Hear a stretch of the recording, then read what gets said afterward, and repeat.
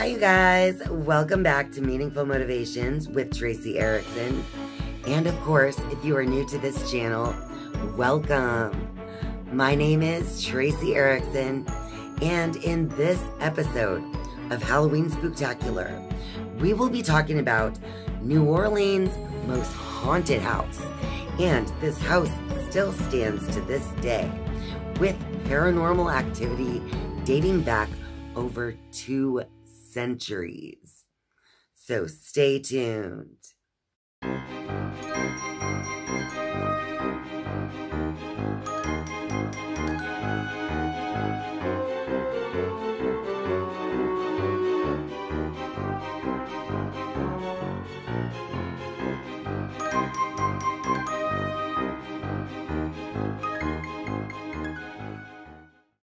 New Orleans is a Louisiana city on the Mississippi River near the Gulf of Mexico.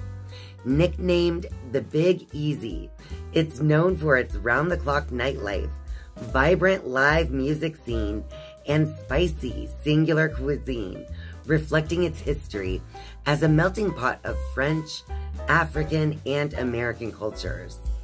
Embodying its festive spirit is Mardi Gras, the late winter carnival famed for raucous costume parades and street parties. New Orleans is also the most populous city in Louisiana, with a population of 380,000.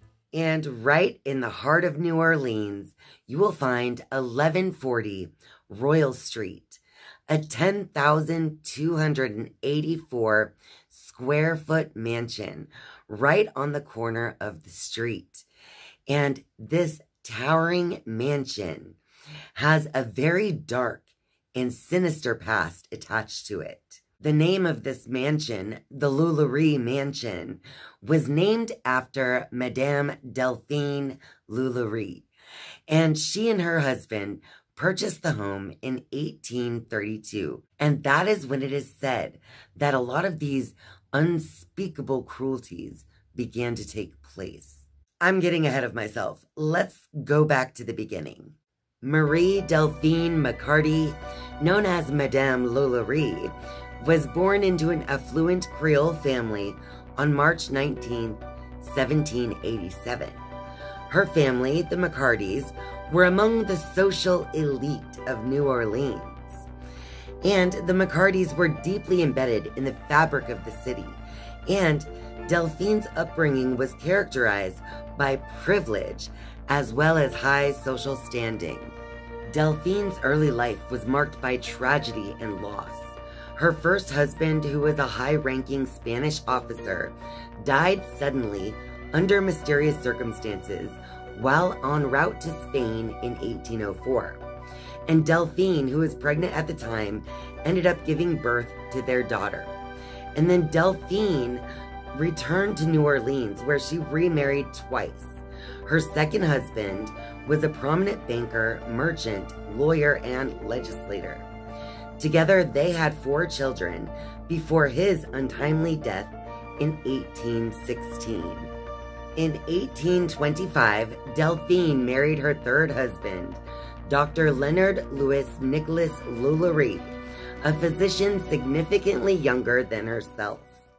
Even though this marriage didn't seem to be going very well because of this big age gap between the two of them, as well as the fact that there were many rumors that the marriage was constantly in strife, the two of them always maintained their social presence, and they were regularly known for throwing their lavish parties with the elites of New Orleans society.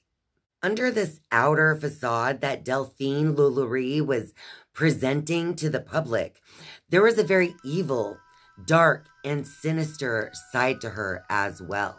Delphine also had a bad reputation for mistreating her slaves. There were many times that people could hear screams and cries for help coming from the attic of the Lalaurie Mansion. There were even a couple of times that the authorities were called to go to the Lalaurie Mansion. And by the time authorities got there, there was no actual evidence of crime taking place. So there was, I guess, nothing they could do about it. Oh, but it was way worse than anyone ever thought it really was. The abuse that was taking place by the hands of Madame Delphine Lalaurie was atrocious.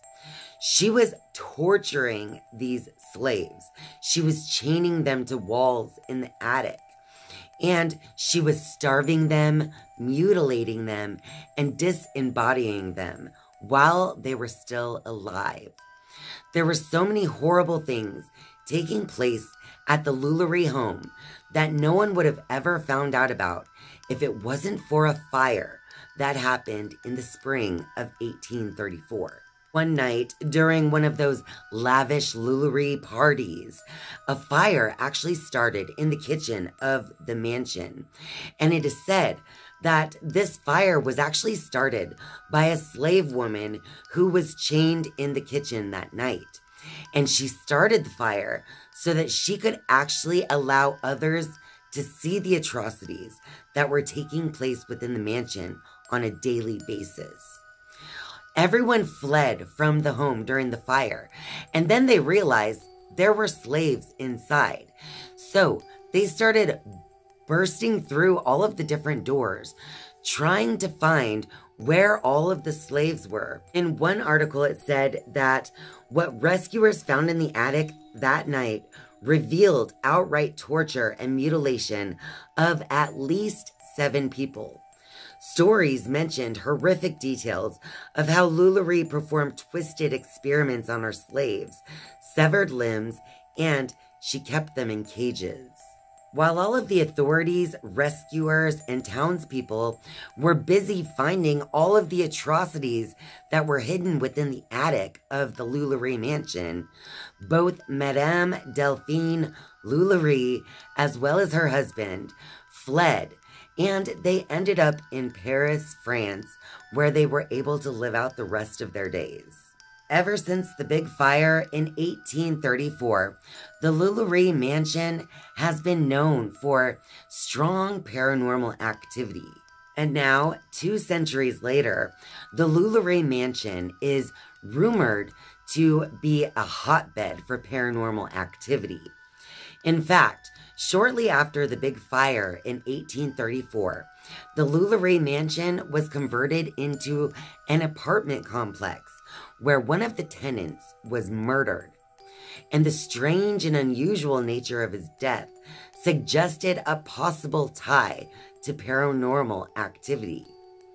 After that, in the mid-19th century, the Lalaurie Mansion became an all-girls school. And within that school, many of the girls actually reported strange and bizarre physical assaults upon their bodies.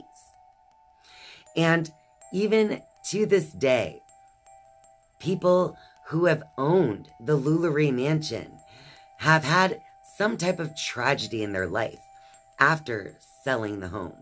I don't really know if the Lalaurie Mansion is actually haunted by the spirits of those who are deceased, who died within the home. I believe that their souls were finally freed from that place. But it's the evil. It's that dark, evil energy that was overtaking Delphine during those times. That is what is haunting the mansion now. So rather than it being individual spirits who are actually freed at the time of death, I believe that the thing that is haunting this mansion is actually evil energy itself. So Delphine Lalaurie created almost like a portal for this demonic energy to come through within the walls of the Lalaurie Mansion.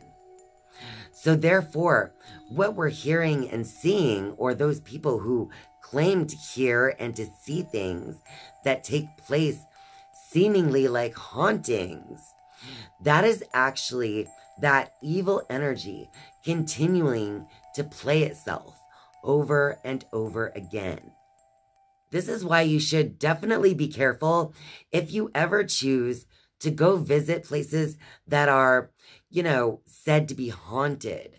It's because you never really know what kind of energy, vortex, or portal you are actually walking into. And you don't really know what type of energies or entities that could be attaching to you just because you went there. So, if you're ever going to go to places that are known for negative energy or for being haunted, it's important to turn on your spiritual protection. It's important to expand your light from your inner self all the way out, so that you can be a beacon of light that will then, therefore, make the darkness go away. Because you don't want to walk into these things as nothing but an empty portal for them to come into. Fill your own aura and space with the spiritual light, so therefore you can be stronger than that darkness that you're walking into.